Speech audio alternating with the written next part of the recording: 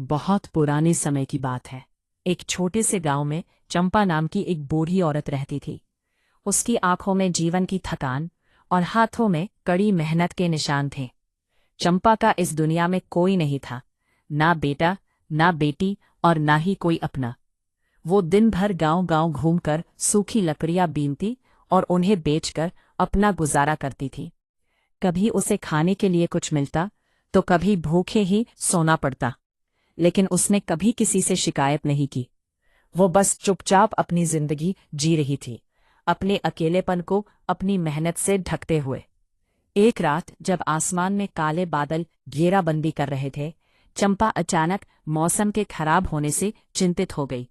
तेज हवा चलने लगी और फिर जोरदार बारिश शुरू हो गई।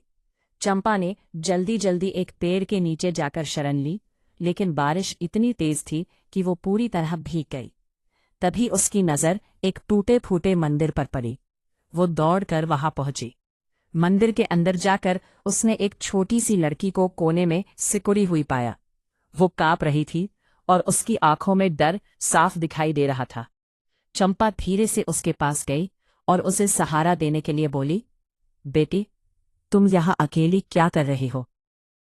लड़की के होठों पर एक हल्की सी रोती हुई आवाज आई, मेरा नाम गुड़िया है, मेरे माता पिता नहीं है, मैं यही रहती हूँ। चंपा का दिल पिघल गया।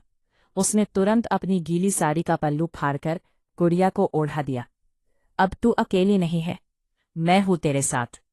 उस रात दोनों मंदिर में एक दूसरे के सहारे सो गए, जहां एक नई दोस्ती और रिश्ते का जन्म हुआ। अगले दिन चंपा ने गुड़िया को अपने छोटे से घर ले आई। चंपा दिन भर काम करती और गुड़िया घर संभालती। गरीबी थी, लेकिन दिलों में प्यार बहुत था। धीरे धीरे गांव वाले भी उन्हें माँ बेटी कहने लगे। समय के साथ गुड़िया बड़ी हो गई और बहुत सुंदर भी। एक दिन गांव में एक अमीर परिवार आया और उन्होंने गुड़िया को देखा। शादी का रिश्ता भेज दिया।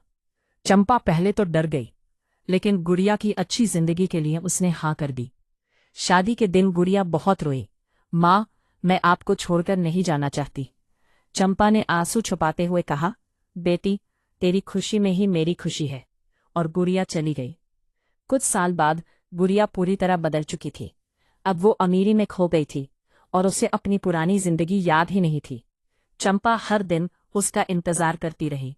आखिर एक दिन उसने फैसला किया, मैं खुद अपनी बेटी से मिलने जाऊंगी। वो कई दिनों तक पैदल चलती रही, सिर्फ अपनी बेटी को देखने के लिए।